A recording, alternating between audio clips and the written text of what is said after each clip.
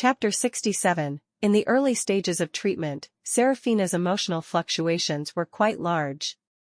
When her body's cravings for drugs increased, she felt very anxious. Her emotions were both depressed and uneasy, worrying about this and fearing that. But the cravings gradually subsided, and she regained her previous confidence, comfort, and joy, and at first glance she was full of energy. Harrison was worried that her emotions were too volatile, but the doctor said that she had the will to fight back, much better than those who were completely controlled by drugs and had to be injected with detoxification drugs. During the treatment, these emotional fluctuations would become more and more stable. Because she didn't want to affect her grandmother's recovery, and didn't want to worry everyone in the family, she postponed her discharge date, saying that it would be easier to start writing the script here in a quiet place. That way, everyone at home wouldn't see her struggling. She also didn't want Harrison to see her miserable appearance again, so she asked him not to participate in this treatment process. Although he was reluctant, he still agreed. But even though he couldn't see, he could still imagine how much she was suffering. The more pain he felt, the more hatred he felt. On the boat in Macau, in those 15 minutes, something must have happened. He hated William and Lily's cruelty to the core. But seriously thinking back, at that time, she clearly wanted to invite a psychologist, wanted to save herself. Why? And so Vincent was invited by Harrison. Vincent originally thought that Serafina's heart was filled with too much resentment. If she didn't find him, the only person in the world who understood her feelings, she would definitely develop a serious mental illness, and then it would affect her relationship with Harrison. After all, in his eyes, Serafina was clinging to Harrison like a life-saving straw. But there was not enough trust and understanding between the two of them. Both of them were lonely and empty-hearted people, unable to come together.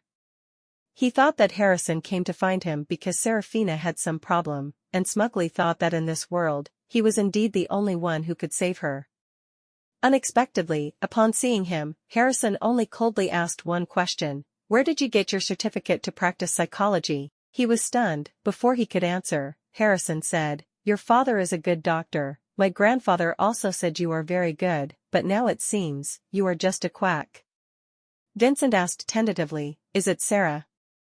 As soon as this form of address left his mouth, Harrison's expression changed. Vincent also knew it was wrong, so he corrected, "What happened to Miss Beaumont?"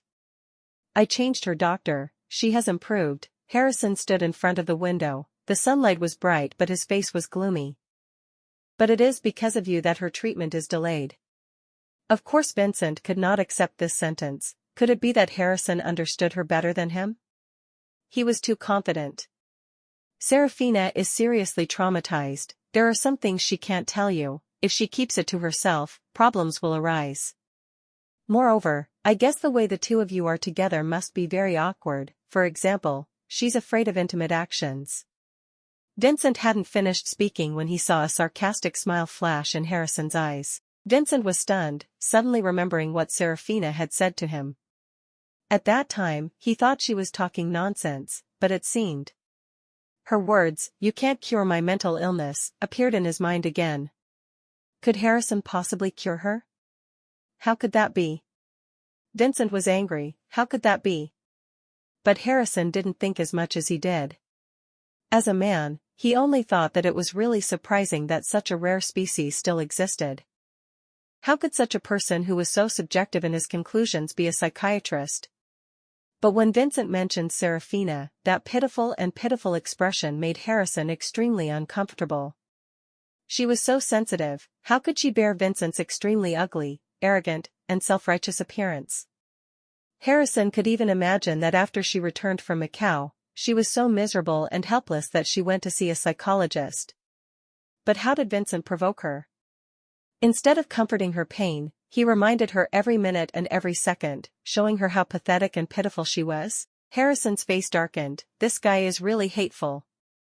Vincent saw Harrison not saying anything, and was about to speak when Miles came over and whispered, "We found those people." Harrison didn't even bother to greet Vincent and went out. But when he turned into the hallway, he instructed Miles, "Find someone to teach him a lesson. Also, think of a way to revoke his license." Miles nodded seriously, suddenly feeling worried for Serafina's current psychologist. Harrison pushed open the door to the conference room and entered to see Mia sitting there, very leisurely and naturally drinking black tea. The sunlight outside the window shone into the room, shining on her, still neat and agile in the business world. He sat across from her across a table, his subordinate brought in a cup of water, put it down and went out. Tiny dust particles gently flew on the table filled with sunlight separating the two. Mia slowly observed him, vaguely seeing the silhouette of another man. She couldn't help but sigh, they were indeed father and son, more and more similar, cold on the outside but actually very unruly, truly as if they were cast from the same mold. "You are very smart," Mia put down the teacup, exhaled, "just like my William. It's just a pity that my son is not as lucky as you. If he was born in your position, he could also do this well." He raised his eyebrows, not agreeing, the position was not something one was born with, but had to fight desperately for. But even though he didn't agree with her opinion, he didn't intend to argue and just smiled faintly, throwing it behind him. She looked at his indifferent expression, and couldn't help but feel a little angry and unwilling. If Hannah hadn't gone to the hospital to remove the anti-inflammatory stitches, do you think you could have found me so quickly? He gently turned the glass cup in his hand. In the sunlight, his face looked unusually hazy. "Although you are careful and cautious, you are not careless when it comes to your daughter's health." She laughed faintly, despicable. The glass cup in his hand suddenly stopped, the water in the cup rippled. He looked up, his eyes flashed with an indescribable emotion. "Didn't you also use me to kill my parents?" She choked. He smiled faintly. "Karma is coming to you. Do you know how painful it is?" Her two fingers tightly gripped the handle of the porcelain cup, her knuckles turned white. She was silent for a while before saying, "Where is my daughter? I want to see her." "Impossible." He spat out the words concisely, his tone firm. "Don't expect to see your family again in this life." She was shocked by his resentment. Under his messy hair dyed golden by the sunlight, unreal, his eyes were dark and gloomy like a wolf. "What? Do you want to kill me?" She calmly turned to face him, not wanting him to deal with her son and daughter. "The police are coming soon." He curled his lips slightly. "Your crime is a capital crime anyway, there's no need for me to do anything. I think that in the months before you died, you were locked up in prison, worrying about your two children every day, but you couldn't protect them. This is the best torture for you." She stood up, her hands on the table, almost wanting to pounce on him. "Harrison, you're too cruel." He raised his eyes, silently looking at her for a long time. "Before my mother died, what she feared most was not how she would die miserably." He spoke halfway, then suddenly fell silent. The woman who had always smiled brightly in his memory, despite all the hardships she had gone through, cried like rain at that moment. "This is so far from home, what should our Harrison do? Who will come save my child? Who will take my child home?" His mother's despair and pleading at that time, could anyone feel it? His mother, she died with her eyes open. Mia choked again and couldn't say a word. Someone knocked on the door of the conference room. The police had arrived. Mia immediately lowered her voice, almost pleading. "Serafina's car was tampered with by someone I found. It has nothing to do with my child." Harrison glanced at her, very cold. She also knew that she couldn't fool him. Looking at the police coming, her forehead was sweating in panic. "The children's father and I are about to die, why don't you spare them? I and the Beaumont family sent you to jail, how can you just stand by and watch?" He put down the cup of water, slowly stood up. "There are some things, if he doesn't die, then I will die." He suddenly remembered Serafina's sobbing in his chest. "William will definitely come to take revenge, will kill my grandmother, will kill Theodore. I've had enough of those terrifying worries." Mia closed her eyes, staggering and almost fainting, letting the police handcuff her and lead her away. But when she passed him, she stopped for a moment, looked at this cold-faced young man, and was filled with endless sorrow. "Harrison, my daughter truly likes you." She choked up and begged again, "Please don't hurt her." He remained silent and did not respond. She was taken away by the police, and every step she took, she turned back 3 times, tears welling up in her eyes. "The past was my fault. Can't I use the remaining days to repent?" Please don't hurt the children, don't hurt my child. Her voice grew farther and farther away, and then could no longer be heard. He sat alone in the sunset, his handsome face pale, and it was impossible to tell what he was thinking. After standing still for a long time, he decided to go see Hannah. She was locked in a single room in the hospital, with someone watching her, unable to get out. When he entered, she was sitting by the window, holding her head, crying and calling for her mother, calling for her brother, and when she heard someone coming in, she raised her head alertly. Her eyes were filled with tears, she looked at him in a daze, immediately ran to hold his hand. Did you report to the police? My mother was arrested, right? He glanced at her, his expression distant. Hannah trembled slightly, letting go of his hand. She also knew what her mother did in the past, she really had no right to question. She stepped back, sadly lowered her head, no longer the arrogant young lady of the Kensington family like before. Her family had collapsed in the blink of an eye, the David branch no longer cared for them, her family branch was completely finished. Both her parents had committed serious crimes and were sentenced to death, her brother had run away, the old house was no longer there.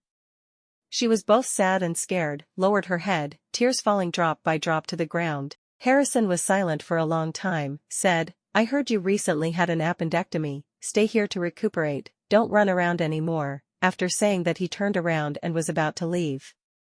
Mr. Harrison Lancaster, she suddenly called out, tears streaming down her face, do you know that I like you very much, I've liked you since I was little. Can you not do this? Please spare my brother? I'm sorry. He left the ward resolutely. When he returned to the nursing home, it was already dusk. When he passed the lobby, he asked the doctor about Serafina's condition. The doctor said that her performance today was very good, and the time of each attack was shorter than the last. They had just treated her half an hour ago, so she must be sleeping right now.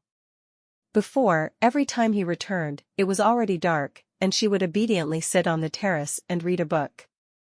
This time, he couldn't help but want to see what it would be like after she went through such a painful ordeal. Anyway, every time he saw her, she was clean and neatly dressed. At first glance she looked very peaceful, but always made him feel indescribably confused. He cautiously pushed open the door, the window on the opposite side was still open a little, the mountain wind blew in, the white curtains rolled up in the red-orange afternoon sunlight that filled the room. She lay there silently like that, sleeping soundly in the middle of a sunset. Her sleeping face was very calm, very peaceful, but her complexion was pale, full of fatigue. Her long, jet-black hair was scattered on the pillow, many strands were wet and stuck to her cheeks, as if she had just been fished out of water. The bed sheet and blanket were rolled up in a mess. His heart ached, but when he looked away, he saw that her hands were tied behind her back, and even her ankles were tied tightly with rope.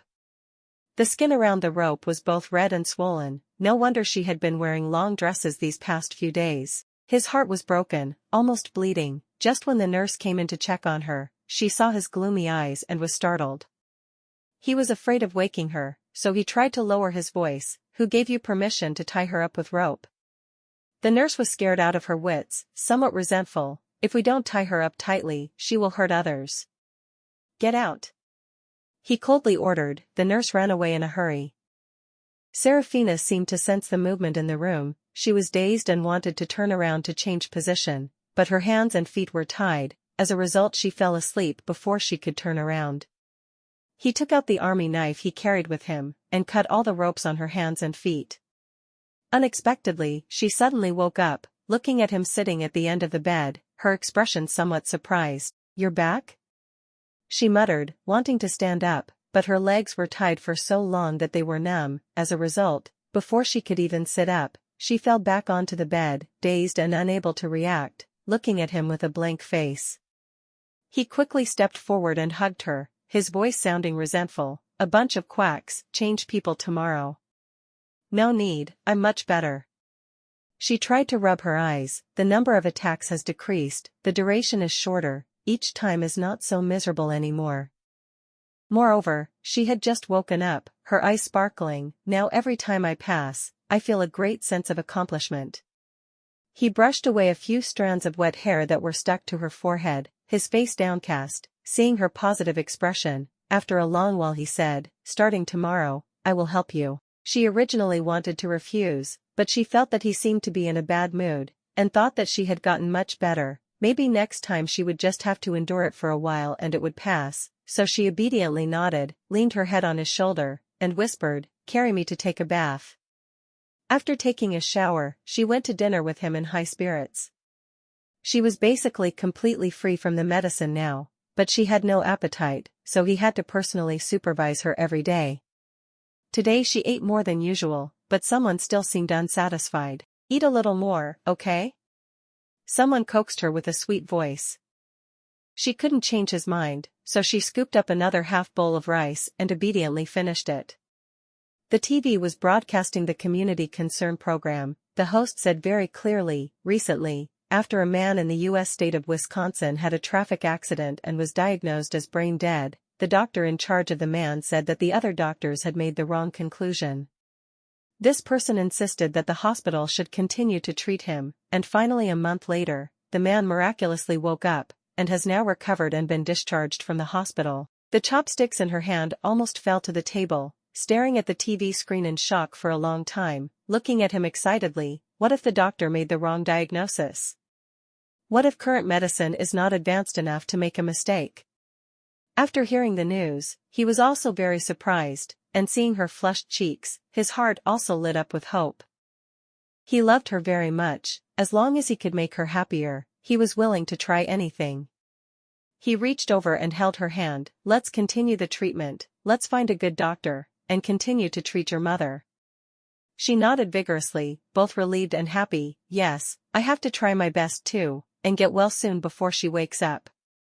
Thanks to Harrison and Theodore's arrangement, the hospital's specialists and Olivia's doctor did a comprehensive examination on her again. The results of the examination this time were different. Most of the doctors thought that according to the data, she was brain dead, but a few thought that there might be other reasons. But no matter what, Theodore and Serafina insisted on continuing treatment. No matter what, they did not give up hope. At the same time, Grandma recovered.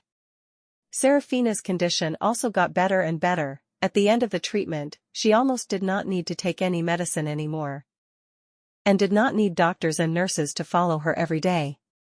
Other than feeling tired and sleepy, she did not have any other side effects. The engagement that had been postponed was once again in the news. Today, Serafina was sitting on the carpet. Just as she hung up her brother's monitoring call, Harrison came in. She said, "I want to move back home. After all, there are only 2 or 3 weeks left until the engagement. There must be a lot of things to prepare." "You're fine with coming, no need to worry about preparations." He came in front of her, also sat down on the carpet, looking at you. "You're exhausted every day, you should rest a lot." She saw his strange expression, smiling and not smiling, always feeling that something was wrong. "Is there something wrong?" The doctor said, "Your condition isn't too serious, so you just need to rest well, and you can get pregnant and give birth in half a year." His expression was extremely calm. She was embarrassed. Who wants to give birth in half a year? "I don't want to be like Emma, who hasn't even graduated from university yet and already has a bunch of kids." He tilted his head. "Huh? Isn't that good?" She pushed him away, secretly feeling lucky. Originally thought that the addiction would stick with her from her previous life to this life, but fortunately, she once again had a clean body. Great! She listened to him. Before the engagement ceremony she always obediently stayed in the nursing home to rest and recuperate. But she gradually discovered that he had a plot. As soon as she yawned, his hand would automatically reach inside her shirt and touch her everywhere. Every time like that, she would feel weak, her cheeks red, scolding him, "What are you doing? I'm a sick person."